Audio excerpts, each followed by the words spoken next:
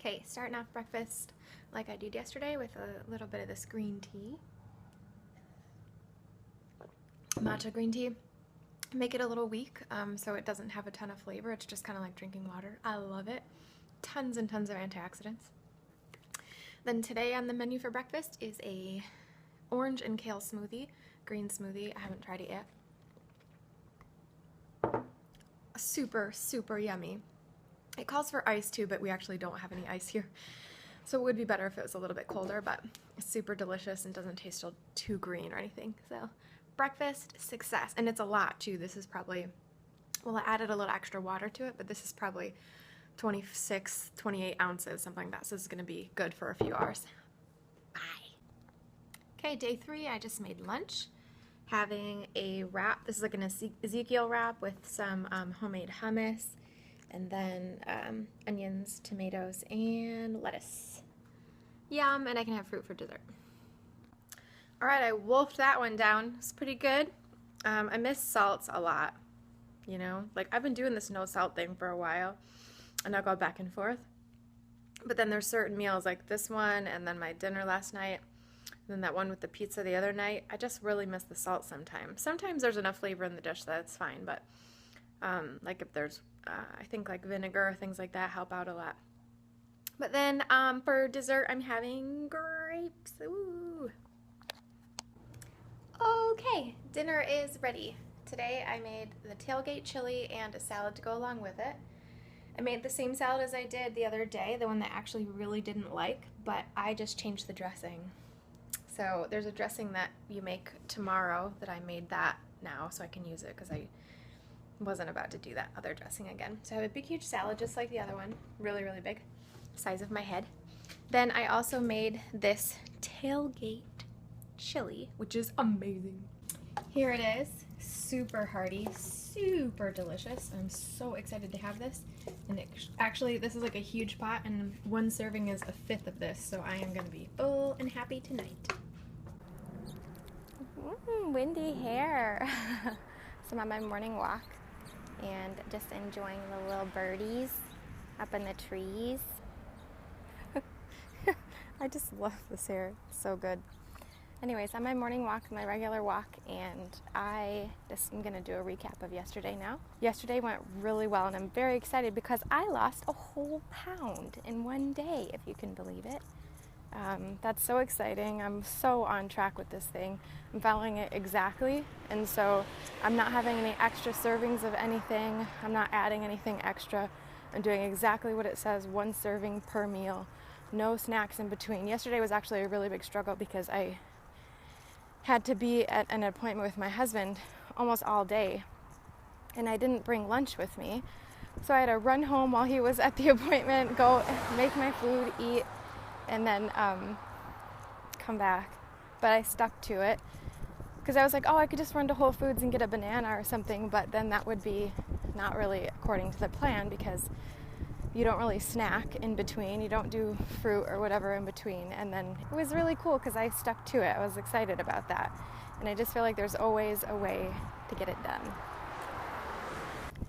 So that was great. I had a really good day. That's so encouraging to lose a whole pound, obviously. So I'm just going to keep up with it. Now I'm actually I'm down below the weight that I was before I went on my 4th of July trip. So that's also encouraging.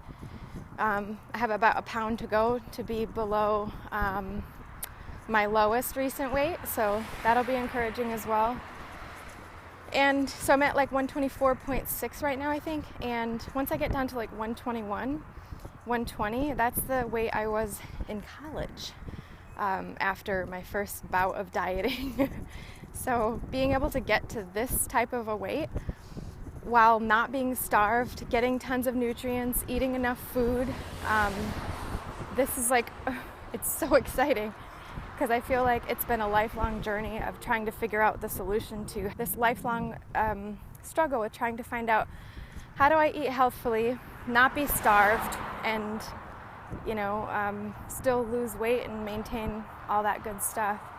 And I figured it out. It took me about 3 years to get to this point where this is not a very difficult challenge for me. I mean, it's It's not easy, but it's not was like it was when I first started. Okay, just one more quick note. As I was thinking about this, I just want to explain how I'm feeling about this now, because as I said, I have been doing this for a long time. I first went on the Slim Fast diet when I was like 19 or 20, lost 30 pounds, kept it off for about a year and a half with like brute force, you know, that kind of like diet where you're like hanging on by the skin of your teeth. You're, you know, I call it white knuckle dieting. We're just like, oh, I just have to eat this many calories, you know, measuring everything, being crazy about it. That's how I first lost weight, and that's so hard to do. I wasn't able to maintain that, and that's why I've yo-yoed for the last like 15 years after that. And what's exciting is I always knew there was a solution. I always knew that there was a way to do this without all this struggle, all the emotional problems, you know.